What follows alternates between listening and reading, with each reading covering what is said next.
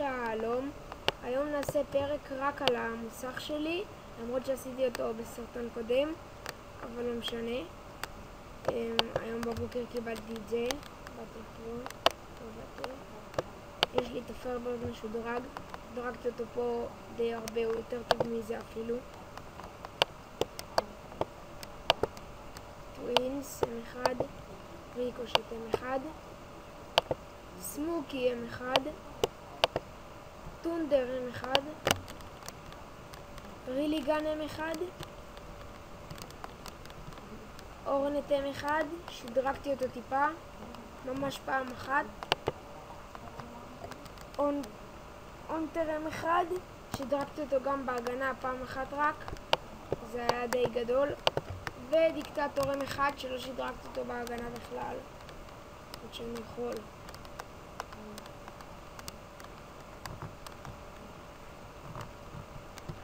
בטיטן M1, שדרגתי אותו טיפה, ממש פעם אחת. נגיע לצבעים הטובים יותר.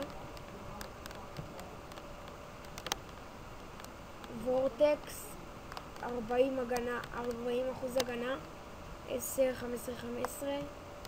יגואר, שיפרתי אותו גם פעם אחת, גם 40% הגנה.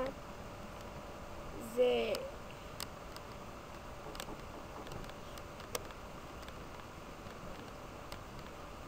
34% הגנה, זה 31% הגנה. מגמה סתם רפן, כל השאר.